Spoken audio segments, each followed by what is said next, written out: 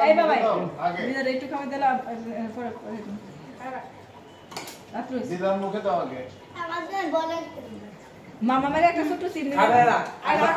আরে কি দা অল্প করে আইরে খাইলে কিছু আইরে খাই এ না আরে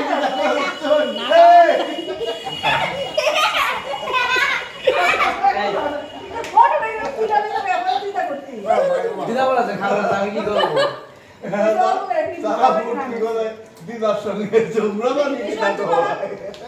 আমার বটিশু আইসাছে নে তো খাওয়া খাওয়া তুমি খাওয়াই দাস না খাওয়ারে খাওয়া দিদার কাছে ওই না খাইতে দাও গরমের মধ্যে দিতে লাগে এই নরমের মধ্যে ফুটো আছে আসো আসো আসো ওই হ্যাঁ আসো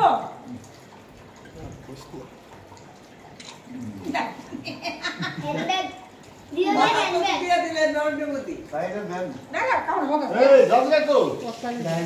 আমি আসছে আমি যাই না আরো খাবো খাওয়াইছে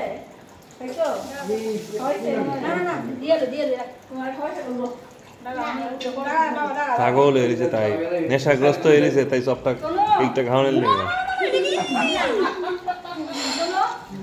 না না না দিদা তোমার কিন্তু কালারটা হয় সাইডে দাদু সাইডে সাদা দেখে দেখে দেখে সাইড মাঝখানে লাল দেখো ঠিক পড়ে নি কালারটা তুমিও করতেছো তোমারে তো কেউ করতে হইব তুমি দিন আই তোমাকে দেখে কেউ করে নি তো আমি করে আমার করে লাভ নাই আমার করবি কিটা কিছু বক্তব্য দাও না কোনো বক্তব্য নেই হ্যাঁ জন্মদিনে মাম্মা চূড়ান্ত ভাবে এই চপটা খাওয়ার জন্য লোভ দিচ্ছিল খাওয়ার জন্য আর এত উৎপাত করছে কখন কখনই কেকটা শেষ করবে সেটার জন্য ওত পেতে বসেছিল দেখ কিরকম অস্থির আচরণ করছে